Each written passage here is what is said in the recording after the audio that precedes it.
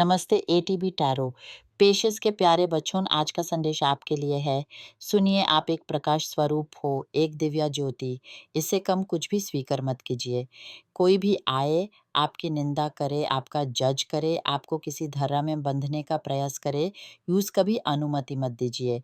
क्योंकि आप हैं तो बस एक अतुला प्रकाश, एक ऐसी रोशनी जो अंधकार को मिटाती है। हाँ, मैं जानती हूँ कई बार आपके मन में सवाल उठता है, मैं प्रकाश कैसे हो सकता हूँ?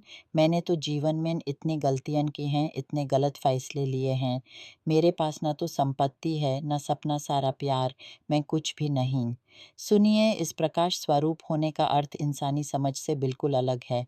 दुनिया में लोग शक्ति और सम्मान उसे को देते हैं जिसके पास धन दौलत है, जो बड़े भवन में रहता है, लेकिन आपके पास जो है वो इससे अनंत गुना महत्वपूर्ण है।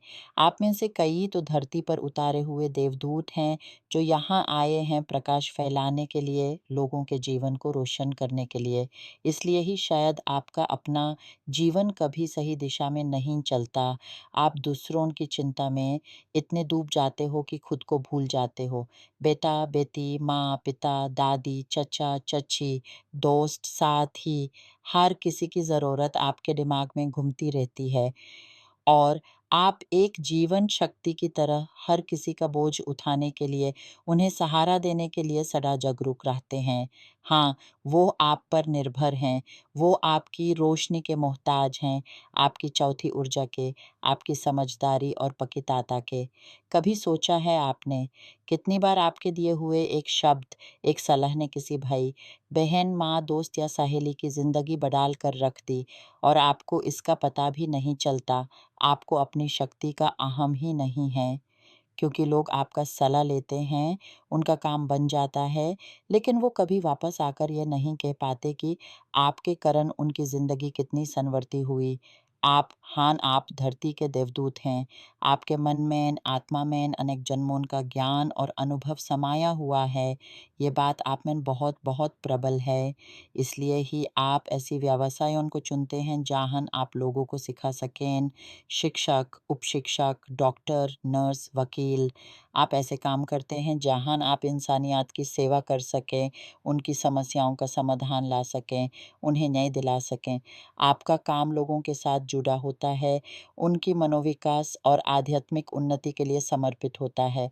कभी-कभी एक छोटी-सी मानिकुरिस्ट भी जीवन की सबसे समझदार गुरु हो सकती है। भगवान अपनी सृष्टि पर कृपा करने के लिए आपसे जैसे साधनों का उपयोग करते हैं।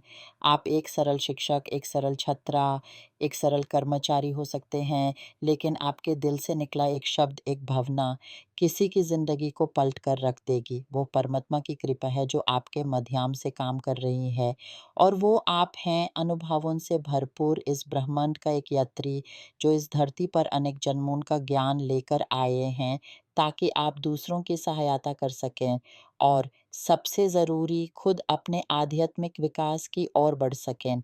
अब कान धरिए, क्योंकि जो मैं कहने जा रही हूँ वो सिर्फ़ आपके लिए है, दूसरों के लिए नहीं। अब बस कीजिए, दूसरों की मदद करना अब थम जाइए, अब आपकी बारी है। आप विवाहित हैं, अपने साथी से प्यार करते हैं, लेकिन कठिन समय से गुज़र रहे हैं, झगड़े चल रहे हैं, ऐसा लगता है सब खत्म हो गया है। लेकिन चिंता मत कीजिए, आपको एक दिव्य संकेत मिलेगा, एक ऐसा निशानी जो आपको ये दिखाएगा कि कैसे इस प्यार को बचाया जाए, शांति कैसे लाई जाए और आगे का सफ़र कैसे निभाया जाए। और जो आप अकेले हैं, जो प्यार में विश्वास खो चुके हैं, जो कहते हैं कि अब बस धन कमाना है, घूमना है, खुश रहना है। हे प्रियतम, सुनिए, आप घूमेंगे, धन कमाएँगे, खुश रहेंगे, लेकिन प्यार भी मिलेगा, क्योंकि परमात्मा चाहते हैं कि आप प्यार पर विश्वास करें। वो आपको बिना ये जाने नहीं जाने देंगे कि सच्चा प्यार क्या होता है। कितने ही विषैले संबंध रहे हों, आपकी राह में कोई ना कोई आएगा, चाहे उम्र 70 हो या 80, कोई ऐसा व्यक्ति आपको निष्काम प्रेम का उपहार देगा। तब जाकर आप समझ पाएँगे कि प्रेम क्या होता है। तो तैयार हो जाइए अपनी ज़िंदगी के इस महान परिवर्तन के लिए।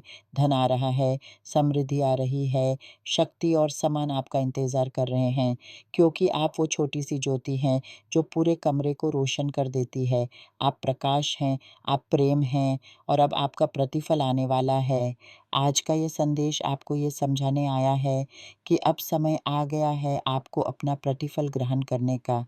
जाइए, शांत मन से बैठिए, धन्यवाद दीजिए और अपनी इच्छाओं को प्रकट कीजिए। माँगिए जो पाना चाहते हैं और विश्वास रखिए, माँगो और तुम्हें दिया जाएगा। यह केवल शब्द नहीं, एक आध्यात्मिक सत्य है।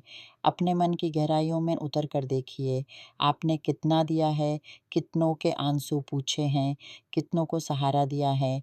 अब जब आप देना बंद करते हैं, तो प्राप्त करने की क्रिया शुरू होती है। सोचिए आप एक नदी हैं जो बहुत समय तक वनस्पति, पशु और मनुष्यों को जीवन देती रही। अब वसंत ऋतु आई है, आसपास की सर्व सृष्टि आप पर फूल बरसा रही है, आपको पोषक रस से भरपूर कर रही है। आपकी आत्मा वो नदी है जो अब लपेट कर क्षणभंगुर से अपने आप को भर रही है। इस पल का आनंद लीजिए। पेचेस आप भावनाओं के सागर हैं। आपका दिल दुनिया के दुख-सुख को महसूस करता है। इसी संस्कृति ने आपको थका दिया है। अब अंदर मुड़िए, अपनी ही गहराई में झाँकिए। वहाँ आपको अपना असली स्वरूप दिखाई देगा, अनंत, निर्मल और प्रकाशमय। वो स्वरूप जो कभी दुखिता नहीं होता, जो हमेशा पूर्ण है। इस पूर्णता को अपने जीवन में उतारिए।